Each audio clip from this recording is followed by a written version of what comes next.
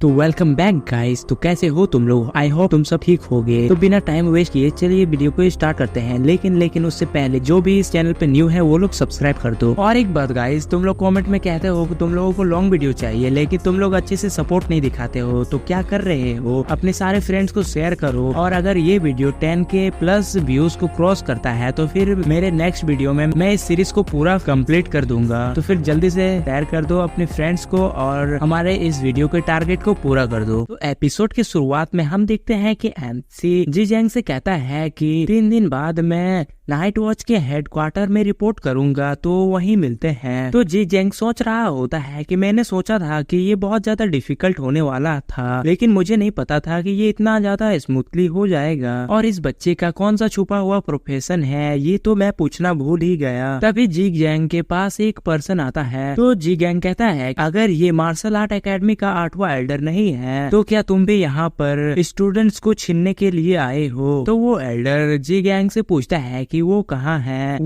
है जिसके पास divine class का पावर है। तो जी गैंग थोड़ा शॉक होते हुए उस एल्डर से पूछता है कि तुम्हारा कहने का क्या मतलब है क्रिएशन क्लास से? तो वो एल्डर कहता है कि जी गैंग तुम सिर्फ मरने के लिए एक क्रिएशन क्लास के अवेकनर को अपने टीम में शामिल कर रहे हो, तुम उसे मारने की प्लानिंग तो नहीं कर रहे हो ना? तो जी गैंग उस एल्डर से कहता है कि एक मिनट रुको, आप कह रहे हैं कि जो बच्चा अभी यहाँ पर था क्या उसने अपनी अवेकिंग को एक क्रिएशन क्लास से किया है? तो आप ही वो पर्सन थे जिसने की मेन सिटी में ये ना किया था? तो वो एल्डर कहता है हाँ। और हमें दिखाया जाता है कि मेन सिटी के बीच में एक बहुत बड़ा पोर्टल ओपन हुआ होता है। तो फिर सीन चेंज होता है और हमें एक लड़की को दिखाया जाता है और वो लड़की कह रही होती है कि अंकल वोंग अपनी आवाज कम करो वरना तुम मारे जाओगे। क्या होगा अगर कोई मुसीबत ढूंढने आए? तो उस लड़की का अंकल कहता है कि अपने अंकल के मुंह को देखो, ये हमेशा बहता रहता है। और गाइस तुम लोंडो के जिंदगी में एक लड़की आ चुकी है, तो इस लड़की के लिए सब लोग जल्दी से सब्सक्राइब और लाइक कर दो। फिर हम एमसी को देखते हैं। एमसी स्माइल करते हुए कहता है कि कोई बात नहीं अंकल वोंग, ऐसा नहीं है कि ये कोई शर्मनाक बात है। तो अंकल वोंग कहते हैं कि बिल्कुल, लेकिन मैंने सुना है कि जो कंपनी ज्यादातर प्लांट्स को ग्रोथ करते हैं उन्हें क्रिएशन क्लास की अवेकनर्स की ज्यादा जरूरत होती है और तुम तो फाइट भी नहीं कर सकते हो। अगर तुम्हारे मॉम डैड अभी भी जिंदा होते तो उन्हें तुम पर गर्व होता। तो एमसी अंकल वोंग से कहता है कि पिछली कई सालों में बिल्डिंग के सपोर्ट के लिए आपका धन्यवाद। मैं निश्चित रूप से भविष्य में आप सभी को नहीं भूलूंगा। तो अंकल वोंग कहता है कि ठीक है, इन छोटी चीजों के बारे में चिंता मत करो, तुम आज सही समय पर आए हो। हम आज कुछ इक्विपमेंट्स प्राप्त करने के लिए बिगिनर्स लेवल के सीक्रेट रियलम में जाने वाले हैं। ये बहुत अच्छा होगा कि तुम हमारे साथ जुड़ो और साथ में लेवल अप करते हैं। तो एमसी कहता है ठीक है, थैंक यू अंकल वोंग। फिर हम देखते हैं कि वो सब लोग उस सीक्रेट रियलम के अंदर चले जाते हैं और फिर एमसी सीक्रेट रियलम को देखता है और कहता है कि तो ये सीक्रेट रियलम का इंटीरियर है। तभी सीक्रेट रियलम मैचिंग होता है और उन्हें बताया जाता है कि अनडेड्स का टेम्पल अब खुल चुका है और ये एक सी रैंक का सीक्रेट रियलम है। और गाइस सीक्रेट रियलम असल में एक डंजन ही है, तो मैं इसे डंजन कहूंगा ताकि तुम लोगों को समझने में ज्यादा आसानी होगा। और फिर बताया जाता है कि सीक्रेट रियलम के अंदर आइटम और इक्विपमेंट्स मिलना 100% गारंटी है, लेकिन अगर तुम सीक्रेट रियलम को क्लियर किए बिना ही बीच में ही उस सीक्रेट रियलम से बाहर आ जाते हो तो फिर सारे आइटम और इक्विपमेंट्स को खोने के बराबर होगा। और सीक्रेट रियलम को क्लियर करने के बाद जो भी पॉइंट्स मिलेंगे वो सारे टीममेट्स में इक्वली बांट दिए जाएंगे। तो अंकल वोंग वहाँ के अनडेड सोल्जर्स को देखते हुए कह रहे होते हैं कि ये सब अनडेड सोल्जर्स हैं। आखिरकार सीक्रेट रियलम मैच ने हमें इस तरह के डंजन में क्यों जोड़ा? तो एमसी कहता है कि ऐसा लगता है कि ये कोई इजी सीक्रेट रियलम नहीं है। तो वो लड़की कहती है कि मैं समझ सकती हूँ, ऐसा इसलिए हुआ होगा क्योंकि एमसी एक डिवाइन रैंक का अवेकनर है और इसे बैलेंस करने के लिए सेलेस्टियल सिस्टम ने हमें हायर लेवल के सीक्रेट रियलम से मैच किया है। तो अंकल वोंग कहते हैं कि लेकिन एमसी तो क्रिएशन कैटेगरी से आता है। तो हमें और एक लड़की को दिखाया जाता है और इन दोनों लड़की का ही नाम नहीं बताया गया है, इसीलिए मैं इसे भूरे बाल वाली लड़की कहूंगा। तो भूरे बाल वाली लड़की कहती है कि अंकल वोंग क्यों ना हम। तभी हम अंकल वोंग को देखते हैं, वो अपने स्वॉर्ड को निकाल लेते हैं और कहते हैं कि कोई बात नहीं, हम हर रोज इस तरह के रैंक वाले डंजन में नहीं आते हैं। अगर हम कोशिश नहीं करेंगे तो हमें कैसे पता चलेगा? शायद हम इस बार एमसी की वजह से लकी होंगे और कुछ बेहतरीन इक्विपमेंट्स हासिल कर पाएंगे। तभी हमें कुछ अनडेड सोल्जर्स को दिखाया जाता है। तो हम देखते हैं कि अंकल वांग उनकी तरफ अटैक करते हुए एमसी से कह रहा होता है कि थोड़ा पीछे हटो, ये अनडेड सोल्जर्स तुम्हारे एवरेज सी रैंक के मॉन्स्टर्स से बहुत ज्यादा डेंजरस हैं, तुम पीछे रहो, हम पहले इस डंजन के सेंटर तक बढ़ेंगे। और फिर हमें दिखाया जाता है कि अंकल वांग एक अनडेड सोल्जर के ऊपर अटैक कर देते हैं, जिसकी वजह से वहाँ पे लाइटनिंग होने लगता है। तो अंकल वांग इस लड़की से कहता है कि मेरी टैलेंट को जल्दी से इनहेंस करो। और गाइस, इस लड़की का नाम बताया गया है, इसका नाम थोड़ा सा डिफिकल्ट है, लेकिन मैं इसे जिया कहूंगा। तो फिर जिया अंकल वांग की टैलेंट को इनहेंस करने लगती है। तो अंकल वांग की बहुत ज्यादा पावर बढ़ जाती है, जिसके वजह से अंकल वांग बहुत ही ज्यादा स्पीड में बहुत सारे स्लेसेस लगाने लगते हैं, जिसके वजह से वो अनडेड सोल्जर्स के टुकड़े टुकड़े हो जाते हैं। फिर हम एमसी को देखते हैं। एमसी सोच रहा होता है कि क्या अंकल वांग और बाकी लोग हर रोज सिर्फ जिंदा रहने के लिए इन मॉन्स्टर्स से फाइट कर रहे हैं। इसमें कोई आश्चर्य नहीं है कि वो हर रोज जख्मी होके वापस आते हैं। फिर भी जिया ने हमेशा मुझे सपोर्ट किया है। मैंने सुना है कि जिया एक साहसी बन गई है, क्योंकि जिया के भाई की आंखों का इलाज करने के लिए उसने खुद को ऐसा करने के लिए मजबूर किया है। तो एमसी सोच रहा होता है कि मुझे बहुत जल्द ही स्ट्रॉन्ग बनना है, और जब मैं बहुत सारा पैसा कमा लूंगा तो फिर मैं उन्हें अच्छे से थैंक यू कहूंगा। फिर हमें लिटिल लाइन को दिखाया जाता है। वो एमसी से कह रही होती है, मास्टर यहाँ पर बहुत ज्यादा मॉन्स्टर हैं और ब्लड भी है। लिटिल लाइन उन्हें खाना चाहती है, और एमसी सोच रहा होता है कि ऐसा लगता है कि लिटिल लाइन ने पहले ही इन सब को सेंस कर लिया है, और अगर मामला ऐसा ही है तो चलो सबसे पहले लिटिल लाइन के एबिलिटीज को टेस्ट करते हैं। फिर एमसी पॉइजन बैरियर को एक्टिवेट कर देता है, और पॉइजन बैरियर लेवल 1 पे होता है। तो एमसी लिटिल लाइन से कहता है कि जाओ, ये सब तुम्हारे हैं। तो लिटिल लाइन कहती है कि मास्टर आपका धन्यवाद। और फिर हम देखते हैं कि एमसी के हाथों से एक डार्क पॉइजन निकलने लगता है, जो कि उन मॉन्स्टर्स से जैसे ही टच होता है वो मॉन्स्टर पूरी तरह से डिस्ट्रॉय होने लगते हैं। तो एमसी कहता है कि उन मॉन्स्टर्स का बॉडी उसी मोमेंट पर नष्ट हो गई, जबकि लिटिल लाइन का पॉइजन उनसे कनेक्ट हुआ। लिटिल लाइन का पॉइजन मिस्ट बहुत ज्यादा पावरफुल है, लेकिन इन मॉन्स्टर्स का लेवल बहुत कम है, जिसकी वजह से ग्रोथ रेट बहुत ज्यादा धीमे से बढ़ रहा है, और ऐसा लगता है कि हमें और ज्यादा मॉन्स्टर्स को डेवोर करने की जरूरत है। फिर हमें सिस्टम के नोटिफिकेशन में दिखाया जाता है कि अब एमसी का डेवोरिंग वैल्यू 10% हो चुका होता है, और अब लिटिल लाइन की स्ट्रेंथ 35 हो चुकी है, और एजिलिटी 31 और स्टेमिना 27। फिर एमसी कह रहा होता है कि अंकल वांग और उसके बाकी 2 पार्टनर्स जो कि उसके साथ सालों से एक साथ काम कर रहे हैं, वो लोग सचमुच में भागीदार हैं। इतने कम समय में वो पहले ही डंजन के डीप में जा चुके हैं। फिर एमसी कहता है क्योंकि पॉइजन मिस्ट एक AOE स्किल है, इसीलिए मैं अभी इसे ठीक से कंट्रोल नहीं कर पाता हूँ, इसीलिए इससे एक्सीडेंटली चोट लग सकती है। तो मैं सबसे पीछे चलूंगा और सारे मॉन्स्टर्स को डेवोर करूंगा। तो चलो मैं थोड़ी देर और इंतजार कर लेता हूँ। तभी लिटिल लाइन एमसी से कहती है कि मास्टर, लिटिल लाइन ने कुछ सेंस किया है। तभी हमें दिखाया जाता है कुछ अनडेड सोल्जर्स फ्लोर से निकल रहे होते हैं। तो लिटिल लाइन कहती है कि यहाँ पर भी कुछ ताजा ब्लड है। फिर हमें उन अनडेड सोल्जर्स को दिखाया जाता है। उनका नाम शैडो लूरकर होता है। वो लेवल 10 के मॉन्स्टर होते हैं। उनका स्ट्रेंथ 20 होता है, एबिलिटी 15, डिफेंस 10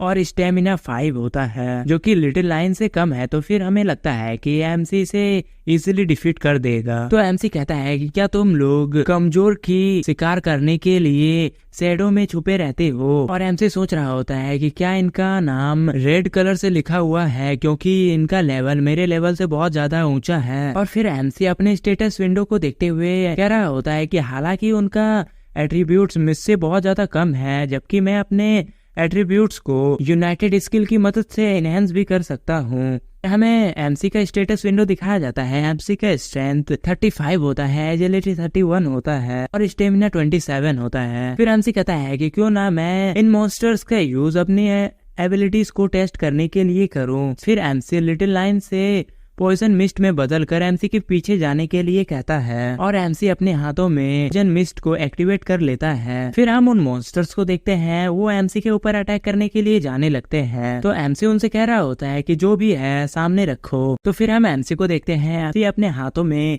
पॉइजन मिस्ट को एक्टिवेट कर लेता है और एमसी भी उन मॉन्स्टर्स की तरफ अटैक करने के लिए जाने लगता है। फिर एमसी उन मॉन्स्टर्स के शोल्डर्स को टच करते हुए आगे जाने लगता है, जिससे कि एमसी का पॉइजन उन सारे मॉन्स्टर्स के ऊपर लगने लगता है। तो फिर हम उन मॉन्स्टर्स को देखते हैं जो कि रुक जाते हैं और एमसी को देखने लगते हैं, और वो मॉन्स्टर भी सोच रहे होते हैं कि ये क्या हो रहा है, हम तो फाइट करने के लिए आ रहे थे लेकिन वो तो हमें छू कर पार हो गया। लेकिन उन्हें क्या पता कि एमसी ने तो अपना काम पहले ही कर दिया है और अब एमसी का पॉइजन काम करेगा। तो जोक सपाट हम फिर एमसी को देखते हैं, एमसी अपने हाथों में पॉइजन मिस्ट को अभी भी एक्टिवेट करके होता है और एमसी उन्हें दिखा रहा होता है कि देखो बच्चों, मैंने तुम्हें पॉइजन दे दिया है। और फिर एमसी अपने पॉइजन मिस्ट को अपने मुट्ठी में बांध लेता है और तभी दिखाया जाता है कि एमसी उन सारे मॉन्स्टर्स के ऊपर अपना पॉइजन छोड़ चुका होता है। और अगर तुम भूल गए हो तो मैं तुम्हें याद दिला दूं कि एमसी ने लिटिल लाइन को अपने पॉइजन मिस्ट में छुपा कर रखा हुआ होता है। तो लिटिल लाइन उन सारे मॉन्स्टर्स को डिवोर करने लगती है, जिससे कि वो सारे मॉन्स्टर्स डिसअपियर होने लगते हैं। फिर सिस्टम से मैसेज भी आने लगता है कि एमसी को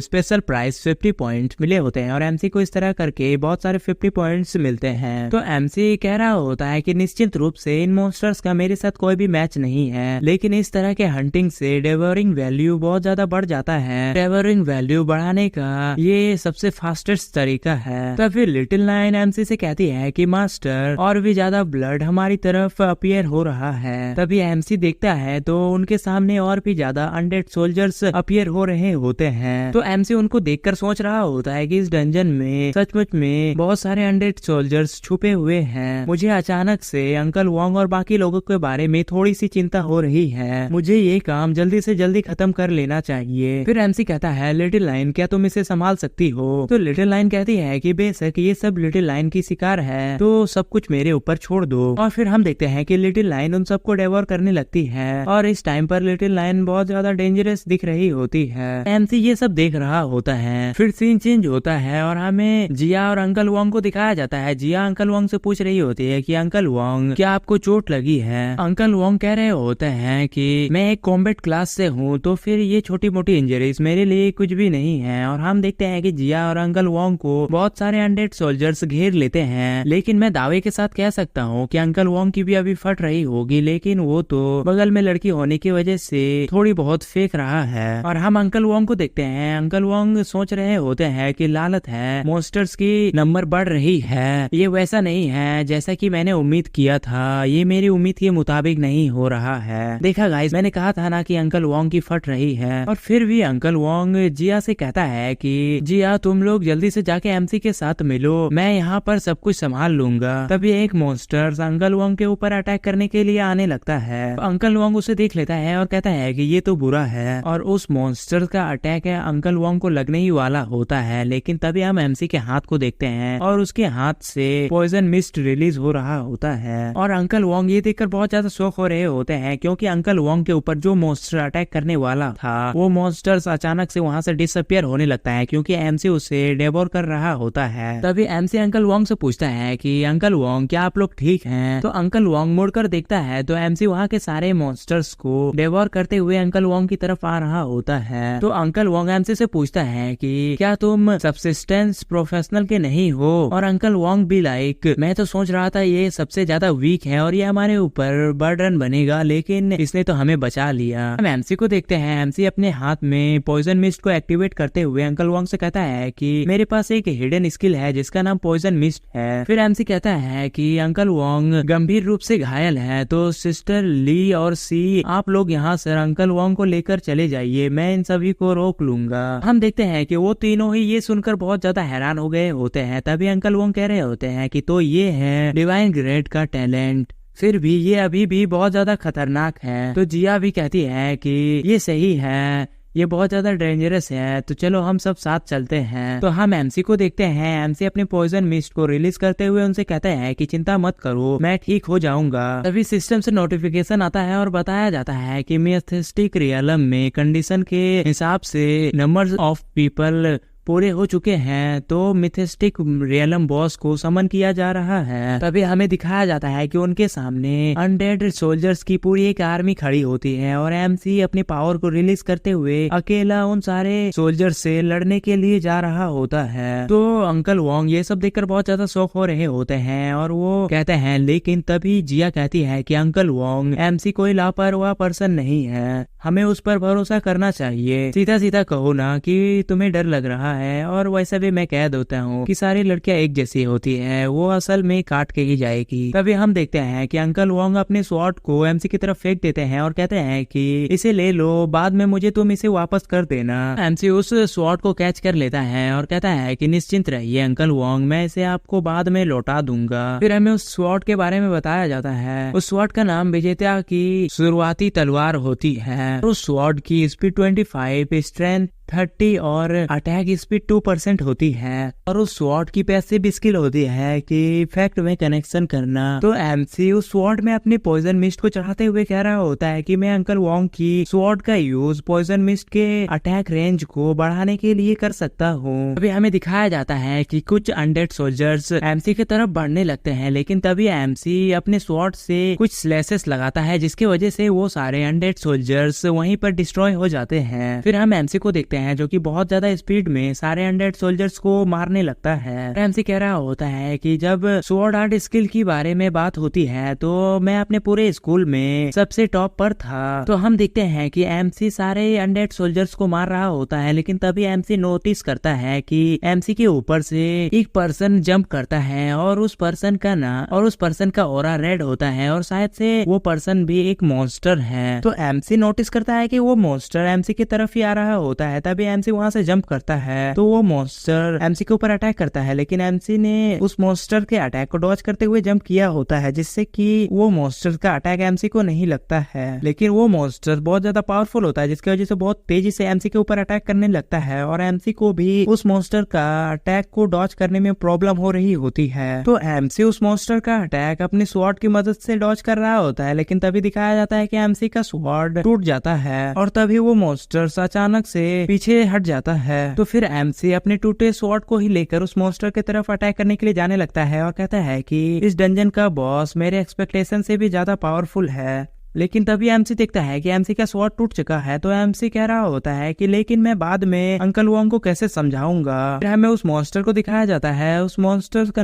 बारे में बताया जाता है। वो अनडेड सोल्जर्स का लीडर होता है, उसका लेवल 15 होता है। तभी वो मॉन्स्टर वहां से बहुत ज्यादा तेजी से एमसी के ऊपर अटैक करने के लिए चला जाता है और वो मॉन्स्टर इतना ज्यादा तेज होता है कि एमसी भी रिएक्ट नहीं कर पाता है और उस मॉन्स्टर का अटैक एमसी को लगने ही वाला होता है। लेकिन तभी लिटिल लाइन बाहर आ जाती है और उस मॉन्स्टर का अटैक को अपने हाथ से ही रोक लेती है। और गाइस वो मॉन्स्टर स्वॉर्ड से अटैक कर रहा है, तो लिटिल लाइन ने अपने एक ही हाथ से उस मॉन्स्टर का स्वॉर्ड को रोक लिया होता है। तो तुम समझ सकते हो कि लिटिल लाइन कितना ज्यादा पावरफुल होगी। और लिटिल लाइन एमसी से पूछ रही होती कि मास्टर क्या मैं इसे मार सकती हूँ। तो एमसी कहता है हाँ बिल्कुल। तो फिर लिटिल लाइन अपने एक ही हाथ से उस मॉन्स्टर का स्वॉर्ड को तोड़ देती है। फिर लिटिल लाइन अपने ऑरा को रिलीज करने लगती है और लिटिल लाइन का ऑरा इतना ज्यादा पावरफुल होता है कि वो मॉन्स्टर भी दूर फेंकने लगता है। फिर हम देखते हैं कि वो मॉन्स्टर लिटिल लाइन के ऊपर पंच करने वाला होता है। तभी हमें लिटिल लाइन को दिखाया जाता है जो कि इस टाइम पर बहुत ज्यादा बैडस लग रही होती है। तभी उन दोनों की फाइट स्टार्ट होती है। गाइस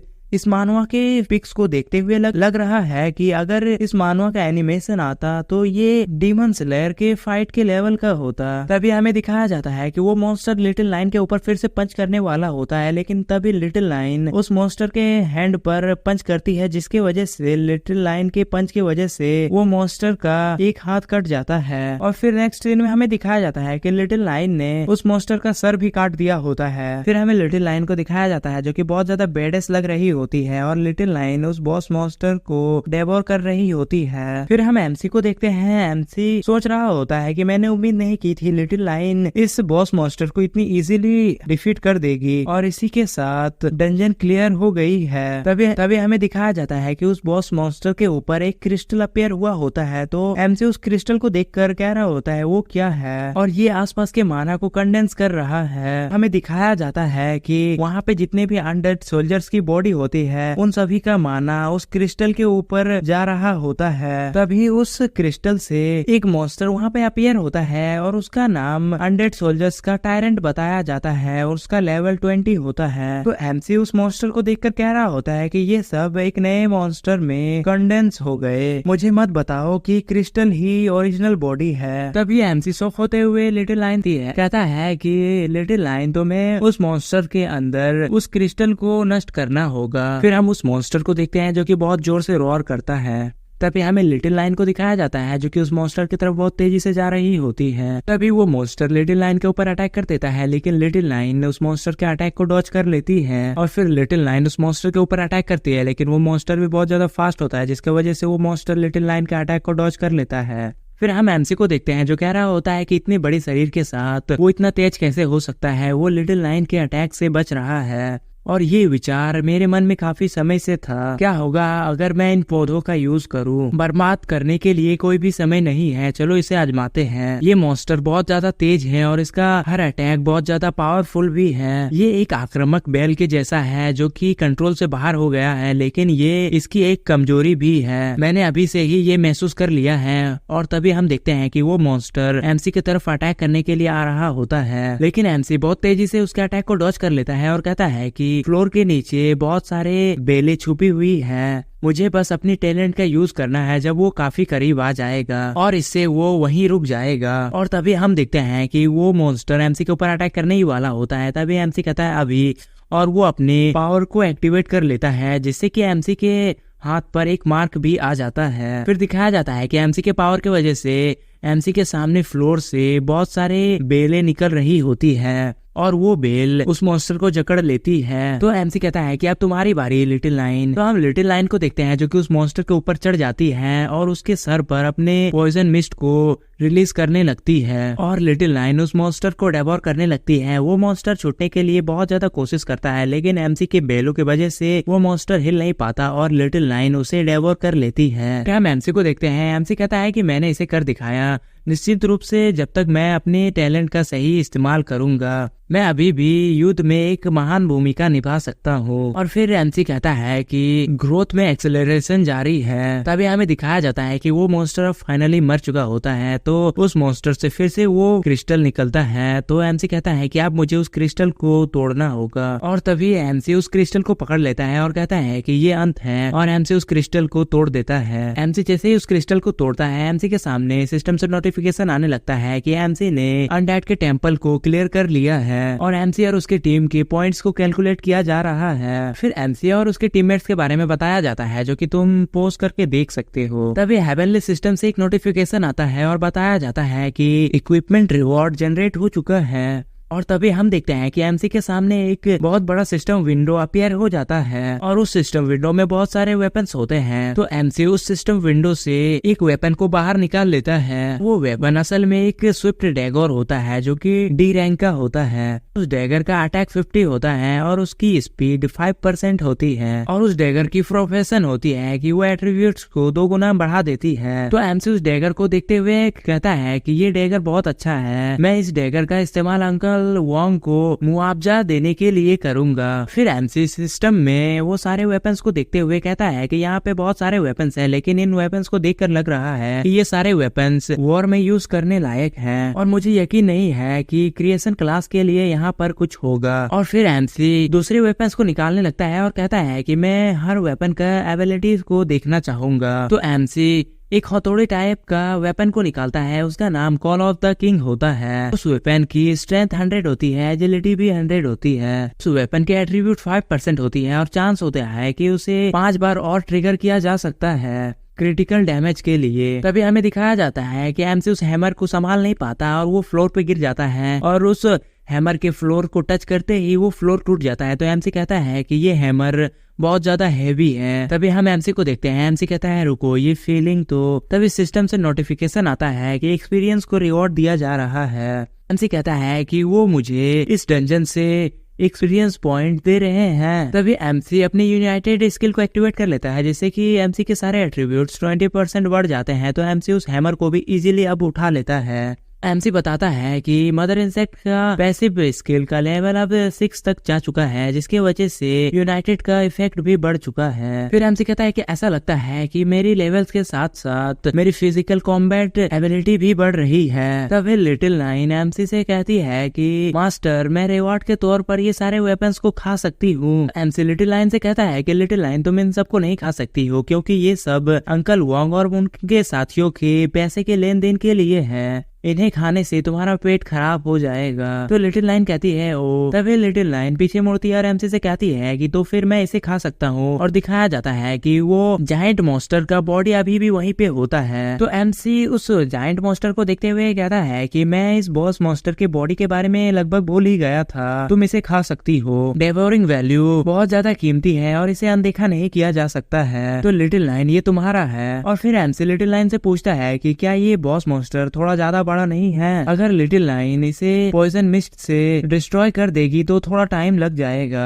तो फिर लिटिल लाइन चिल्लाते हुए एमसी से कहने लगती है कि मैं खुदाई कर रही हूँ। तभी लिटिल लाइन चिल्लाने लगती है और अपने ओरिजिनल फॉर्म में ट्रांसफॉर्म हो जाती है। और लिटिल लाइन का ओरिजिनल फॉर्म उस बॉस मॉन्स्टर से भी ज्यादा बड़ा होता है। और ये देखकर एमसी भी शॉक हो जाता है और कहता है कि तो वो इस मॉन्स्टर को इस तरह से खा जाएगी। तो फिर हम देखते हैं कि लिटिल नाइन उस बॉस मॉन्स्टर को खाने लगती है और एमसी कह रहा होता है कि ये तो बहुत ज्यादा जोर से है। भगवान का शुक्र है कि हम सीक्रेट रियलम में हैं। अगर हम मेन सिटी में होते तो हम निश्चित रूप से खोजे जाते, भले ही हम अच्छी तरह से छुपे हुए हो। तभी सिस्टम से नोटिफिकेशन आता है और एमसी को डेवोरिंग वैल्यू 100 करके 4 बार मिल जाती है। तो हम देखते हैं कि वहाँ पर बहुत ज्यादा प्रेशर आने लगता है, जिससे कि एमसी को भी प्रॉब्लम हो रही होती है। एमसी कहता है कि डेवोरिंग वैल्यू तेजी से बढ़ रहा है जैसा कि एक्सपेक्टेशन था। बॉस मॉन्स्टर का फ्लश बाकियों से अलग है और ऐसा लगता है कि हमें और भी बॉस मॉन्स्टर की तरह मॉन्स्टर्स को डेवोर करने की जरूरत है। तभी एमसी नोटिस करता है कि वहाँ पर अंकल वोंग और उसके टीममेट्स आने लगते हैं। तो एमसी कहता है कि लगता है कि अंकल वोंग और उसके टीममेट्स ने सुन लिया। फिर हमें सिस्टम के नोटिफिकेशन को दिखाया जाता है। अब एमसी का डेवोरिंग वैल्यू 10,000 में से 8,876 हो चुका होता है। तो एमसी लिटिल लाइन से कहता है कि लिटिल लाइन जल्दी से अपने दूसरे फॉर्म में ट्रांसफॉर्म हो जाओ। और एमसी कह रहा होता है कि लालत है, डेवोरिंग वैल्यू लगभग फुल हो चुका है। अभी अंकल वोंग वहाँ पे आ जाता है और एमसी से कहता है कि तुमने सचमुच में इस डंजन को क्लियर कर लिया और वहाँ पे बहुत सारे वेपन्स गिरे हुए हैं। एमसी अंकल वोंग से कहता है कि मैंने आपकी तलवार को तोड़ दिया है, तो क्यों ना आप उसके बदले ये डैगर ले ले। तो अंकल वोंग उस डैगर को लेकर कहते हैं कि ये बहुत बढ़िया है, ये बहुत ज्यादा रेयर आइटम है। और फिर अंकल वोंग कहते हैं कि तुमने जो मेरे वेपन को डैमेज किया है, मैं उस बारे में आगे बात को नहीं बढ़ाना चाहता हूँ। जिया कहती है कि ये नेकलेस ये भी बहुत ज्यादा रेयर है, तो ये अच्छे दामों में बिकने वाली है। तो वो भूरे बाल वाली लड़की एमसी से पूछ रही होती है कि तुमने अकेले ही कैसे बॉस मॉन्स्टर को डिफीट कर दिया। तो एमसी कहता है कि मुझे ऐसा लगता है कि मेरा पॉइजन इन तरह के मॉन्स्टर्स को सप्रेस करने के लिए ज्यादा असरदार है और ये सीक्रेट रियलम अब पूरी तरह से क्लियर हो गया है। लेकिन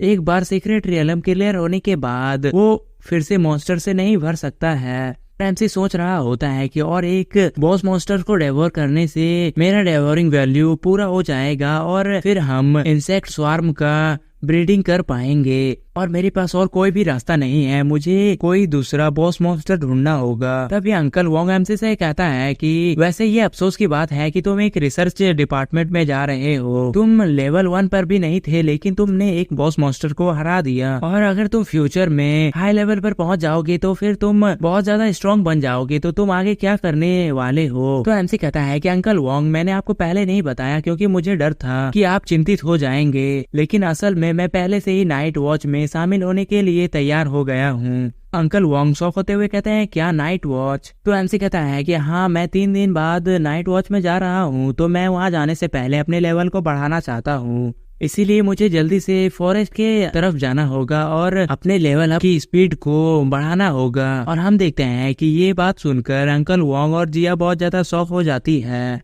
जिया कहती है कि जंगल वहाँ पे बहुत ज्यादा खतरा है। तो एमसी कहता है कि चिंता मत करिए अंकल वोंग, मुझे पता है कि क्या करना है। मेरे बारे में चिंता करने के बजाय आप उन मॉन्स्टर्स के ऊपर चिंता कर सकते हैं। तो हमारा आज का एपिसोड यहीं तक था। तो गाइस, मेरी बात को भूलना मत, अगर तुम इस वीडियो में 10K प्लस व्यूज की टारगेट को कंप्लीट करते हो तो मेरा नेक्स्ट एपिसोड में मैं इस सीरीज को पूरा कंप्लीट कर दूंगा। तो जल्दी से अपने फ्रेंड्स को और जिसे भी मांगा पसंद है उन्हें ये वीडियो सेंड कर दो। और जिसने भी अभी तक चैनल को सब्सक्राइब नहीं किया है वो लोग सब्सक्राइब कर दो और लाइक और कमेंट किए बिना मत जाना। तो मिलते हैं नेक्स्ट वीडियो में, तब तक के लिए बाय।